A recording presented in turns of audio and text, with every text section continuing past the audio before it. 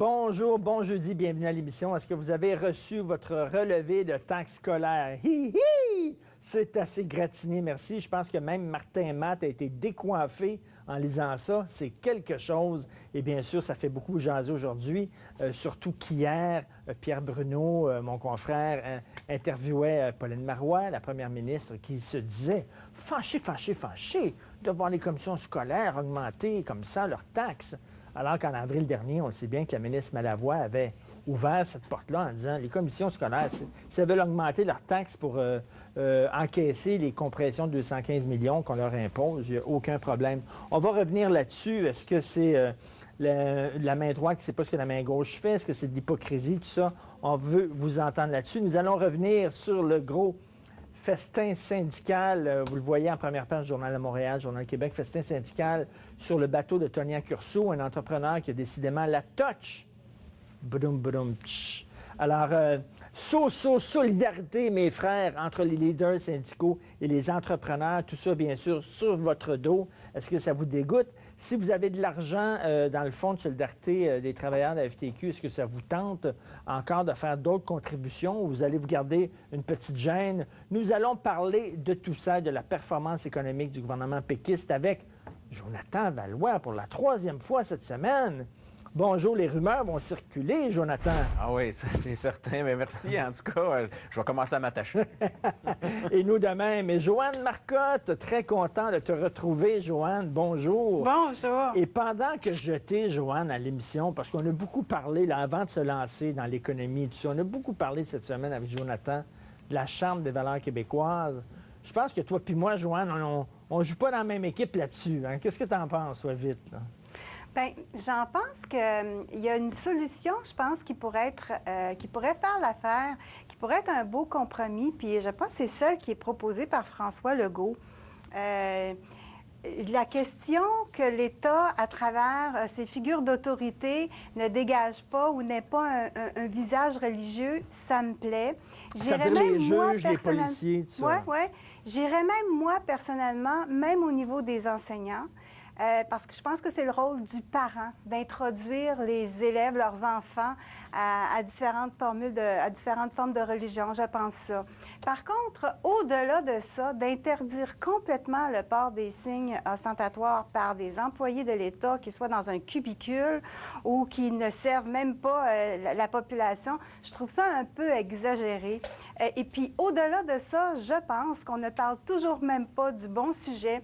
Puis le véritable sujet pour moi, ce n'est pas le port des signes religieux, mais c'est à quel point ou comment fera-t-on pour nous préserver, pour préserver nos valeurs qui sont l'égalité homme-femme, séparation de l'Église et de l'État, les accommodements déraisonnables là, qui sont soumis, par exemple, aux administrations publiques. Il est là le problème. Puis je pense presque que le port des signes religieux n'a absolument rien à voir là-dedans. Bien, finalement, on est peut-être plus près que je le croyais, Joanne. Ouais, je me sens nuancée, là. Oui, c'est vrai. Mais je suis sûr que le ministre Drainville est à l'écoute. D'ailleurs, rapidement, Jonathan, hein, Oui. le 9 septembre, les gens pensent qu'ils vont arriver avec un projet de loi, Oui. puis tout de suite, là, c'est un livre blanc qui arrive. Oui, une espèce de livre de consultation qui se ressemble à un livre blanc, justement, où là, M. Drainville va faire le tour du Québec pour justement discuter de toutes ces questions-là. Tant On le l'a pas côté déjà des fait, ça. accommodements. On l'a pas déjà fait, ça. Bien, là, il va le faire autour d'un document écrit. Alors là, on va vraiment avoir des propositions. Et fort de cette tournée-là, fort aussi de ce que, mettons, M. Legault et d'autres personnes auront à dire, bien là, il arrivera avec un projet de loi, mais ça, c'est juste après les fêtes. Peu importe comment on va les nommer, ces fêtes-là, là. Mais ça sera après les fêtes que... et donc, dans l'autre session parlementaire que Bernard Drainville va arriver avec un vrai projet de loi, là, là-dessus. Bon, parfait. Alors, il est loin de la croupe au lièvre, comme on dit. Nous allons tout de suite nous lancer dans notre premier sujet, le festin syndical sur le touch. Alors, des gens comme Jean Lavallée, ex-président de la FTQ Construction, qui siégeait sur le CA du Fonds des travailleurs, Jocelyn Dupuis, en bédaine. Monsieur Lavallée, d'ailleurs, une photo magnifique, en bédaine sur le bateau de Tonia Curso, avec une assiette délicatement posée sur son ventre proéminent. Ces gens-là qui sont censés défendre la classe ouvrière, qui ont l'air à avoir bien du fun. Et j'entendais tantôt au bulletin de nouvelles, on interviewait un travailleur en construction, puis il dit pendant que nous autres, on est en train de suer comme des cochons sur des chantiers de construction au 15e étage, si on voit nos leaders qui sont censés nous représenter manger avec les entrepreneurs, Joanne, qu'est-ce que tu en penses? Bien, on est scandalisés. On est vraiment scandalisés. Ces images-là frappent. Tellement, là, vraiment, il nous secoue véritablement. Pas qu'on s'en doutait pas, mais il reste que le pouvoir syndical, la façon que le pouvoir syndical exerce sur l'économie du Québec, c'est quand même, ça s'en vient quand même dangereux. Moi, j'empathise avec les policiers là-dedans qui disent que la couronne a peut-être manqué de couilles. J'aimerais ça avoir le fond de la vérité. J'aimerais ça avoir vraiment le fond de l'histoire. Parce que si c'est ça, peut-être qu'on devrait s'interroger sur justement le pouvoir disproportionné que les fonds syndicaux exercent sur l'économie. C'est rendu que notre économie repose sur des investissements publics, essentiellement publics, puis des investissements qui sont faits par des fonds syndicaux. C'est pas des farces, on n'a presque plus d'investissements privés. Donc, l'heure est peut-être à s'interroger là-dessus quand on voit des trucs comme ça.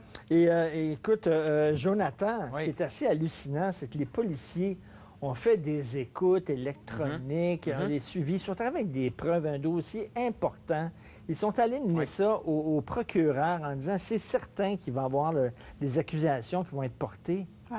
Ah, mais il y a toutes sortes de questions dans Zéro. ce dossier-là, parce que pour avoir le droit de faire de l'écoute, là, ou bien on a un juge complaisant, parce que bien, ça, c'est une question qu'on peut se poser, mais mettons que c'est pas le cas, qu'il y a vraiment, les policiers avaient déjà un bon dossier pour se permettre de faire de l'écoute, ce qui n'est pas, en passant, là, ce qui n'est pas accordé automatiquement au Québec, là, c'est quelque chose, là, c'est vraiment un droit, un privilège qui est accordé dans certaines situations où est-ce que là, déjà, on a un début de dossier qui est important.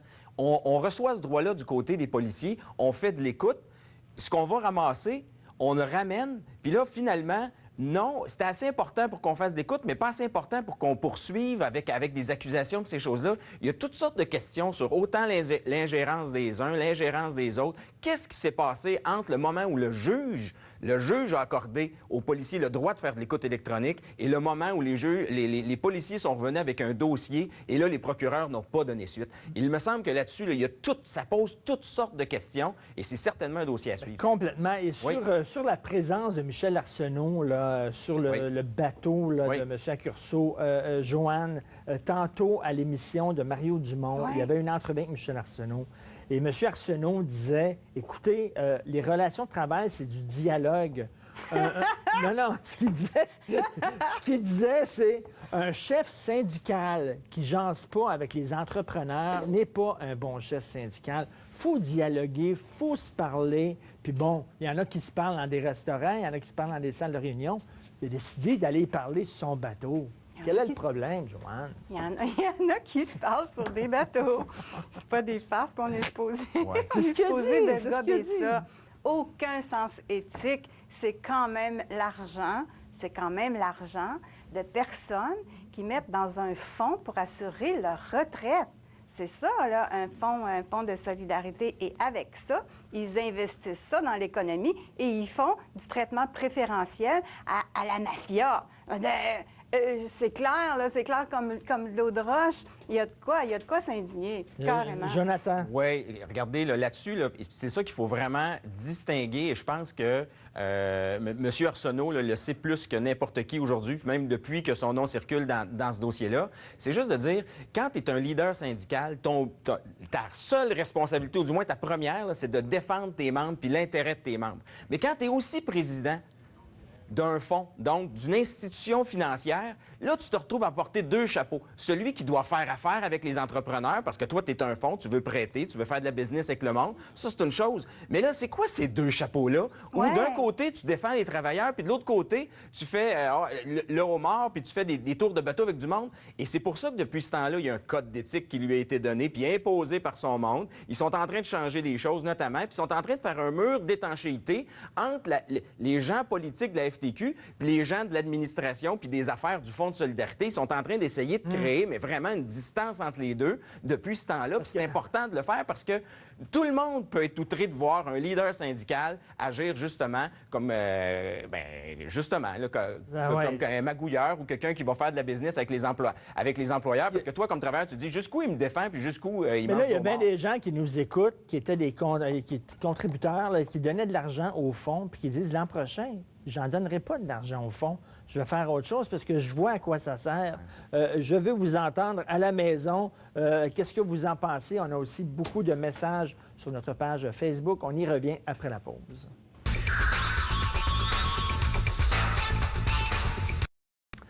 Alors, donc, le Fonds de solidarité des travailleurs aurait aidé les entreprises en condition que celles-ci fassent affaire avec Tony Accurso. Qu'est-ce que vous en pensez? On a reçu plusieurs messages sur notre page Facebook. Jean-Marc Poisson dit « J'aimerais bien savoir quel est le pourcentage du portefeuille du placement du fonds qui a été investi dans des entreprises impliquant Tony Accurso. L'Autorité des marchés financiers devrait se présenter au siège du Fonds de solidarité de la FTQ. » Joanne, bonne question. On aimerait savoir quel est le pourcentage du portefeuille de placement du fonds qui a été dans les entreprises d'Accurso. Oui, c'est ce qu'on redoute, hein? C'est ce qu'on redoute, qu'il y a eu des traitements préférentiels comme ça pour certaines entreprises. C'est quoi la sortie de monsieur qui est sorti en disant « J'étais tanné qu'Accurso contrôle finalement l'industrie de la construction. » Alors, ça sort pas comme... c'est quoi? C'est Jacques Dupuis qui aurait dit ça, là, un des maîtres à bord là, du côté du fond de la FTQ. Donc, c'est pas rien de dire une affaire comme ça, là. Aussi, moi, ce qui m'agace, c'est que j'aimerais vraiment ça, je reviens là-dessus, mais j'aimerais ça connaître le fond de l'histoire. Pourquoi, à un moment donné, les procureurs ont décidé de plier bagage puis de fermer ce dossier-là? On peut même pas connaître le nom de ces procureurs-là, semble-t-il, parce qu'ils sont rendus juges. Donc, ça dit quoi, là, notre système de justice? Là, ça me met un doute. J'aime pas ça, douter de mon système de justice, j'aime pas ça du tout. Non, du tout. Mais ça me provoque, là, ça nous provoque, là, des histoires comme ça. J'aimerais vous lire quelque chose. Je suis tout à fait d'accord avec toi, Joanne. J'aimerais vous lire quelque chose. Le Code d'éthique du Fonds des travailleurs fait 21 pages. Méchant code d'éthique, OK? Voici un paragraphe. Je vais vous le lire. Situation de conflit à éviter sur une base continue.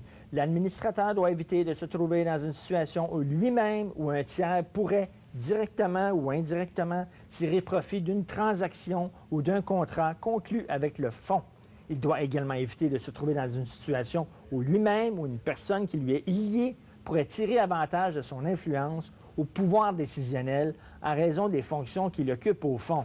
Bon, ben, c'est clair et net, là. Ouais. Jonathan, ouais, bien... à la lumière de cet extrait là, du Code d'éthique, je veux dire, il n'était pas respecté, le Code d'éthique, en bédaine, sur le bateau. Ça, c'est clair, mais en même temps, pourquoi on a 21 pages de Code d'éthique? C'est parce qu'il faut que les gens comprennent, les dirigeants politiques de la FTQ sont majoritaires sur le conseil d'administration du Fonds de solidarité. Donc, est-ce que ça va tenter à certaines personnes d'aller voir le dirigeant politique pour dire, justement, aide-nous ici, fais ça. Puis de toute façon, vous êtes majoritaire rendu l'autre bord, du côté de l'institution financière qui s'appelle le fonds. Alors, pour se protéger de l'intervention qui serait purement politique, plutôt que de regarder les dossiers à sa valeur économique, on se donne un code d'éthique de 21 pages. Puis aussi, on se donne un comité qui, lui, ne sera pas contrôlé par les dirigeants politiques de la FTQ, mais qui va donner son avis sur chaque projet d'investissement du fonds. Alors, on se donne toutes sortes de mécanismes présentement, mais le cœur du problème, c'est que lorsqu'on compte la composition des gens au Fonds de solidarité, bien, ils sont majoritairement des leaders politiques de l'Association de travailleurs, de la Fédération de travailleurs. Et c'est là que tu dis, à un moment donné, là, il va falloir qu'il y ait vraiment des décisions qui soient prises pour avoir l'étanchéité. Joanne, Jocelyn Dupuis, parce qu'on sait, c'est une gamique là, qui profitait à Accurso, aux entreprises d'Accurso. Puis là, Jocelyn Dupuis, à un moment donné, s'est pogné avec Accurso, pas parce qu'il y a eu soudainement là, un élan d'éthique et de morale, non, parce qu'il voulait embarquer quelqu'un d'autre avec lui, Joe Borsellino de Garnier. Pourquoi? Parce que Joe Borsellino l'invitait en Italie. Fait que là, Jocelyn Dupuis dit, pourquoi je donnerais des cadeaux seulement qu'à Tony Accurso? L'autre, il m'invite en Italie. Il faudrait aussi l'embarquer dans la gamique. Hey, taboire! Ben oui, j'ai d'autres amis. J'ai d'autres amis que je voudrais... qui me flattent. J'ai d'autres petits amis, oui, c'est ça. Mais fondamentalement, là, ce qui n'est pas l'heure, justement, de s'interroger sur les deux chapeaux dont parlait Jonathan tantôt, oui. Le chapeau chef syndical combiné avec le chapeau d'un investisseur privé dans l'économie du Québec. Et qu'est-ce qui nous garantit de la qualité des investissements qui vont se faire? Qu'est-ce qui nous garantit que ces gens-là ont seulement une compétence en matière économique? Moi, Moi, non, il n'y a rien qui me garantit ça. Est-ce qu'il n'est pas l'heure d'interroger ça à un moment, justement, où on voit ça éclore, des coûts astronomiques qui sont probablement en grande partie dus à ce traitement préférentiel-là, là?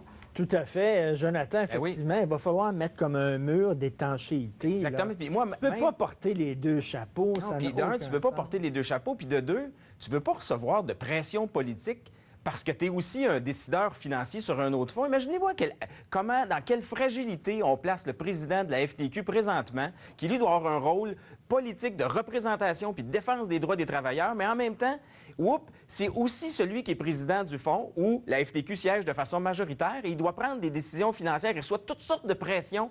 Ah, aide un ami ici, fais ça là, fais ça là. En même temps, lui, protégeons au moins puis le mur d'étanchéité, c'est ce qu'il va faire, c'est qu'il va protéger le président de la centrale syndicale de toutes ces pressions-là. Il me semble que ça coule sur le sens et je sais par contre, parce qu'il faut quand même être clair, c'est que ces questions-là sont en train de se discuter et que le nouveau PDG du fonds, là, qui n'est pas le président, mais qui est vraiment le premier gestionnaire du fonds, est lui-même très, très, très au fait de ces questions-là et essaie justement de bâtir... De changer ça. Mais en même temps, détricoter ce qui a été tricoté depuis 25 ans. Il y a William Morin qui nous a écrit sur notre page Facebook qu'il fallait s'y attendre des compagnies de construction dirigées par des corrompus, des villes dirigées par des corrompus, des ingénieurs corrompus recevant ces contrats. Alors pourquoi les ouvriers travaillant honnêtement ne seraient pas défendus aussi par des corrompus également?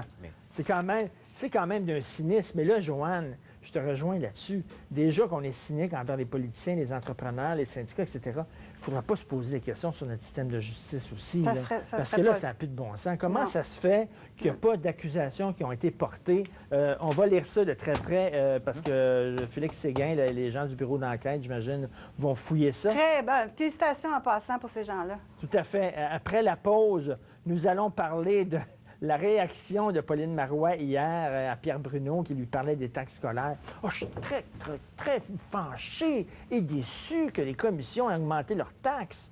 Après la pause.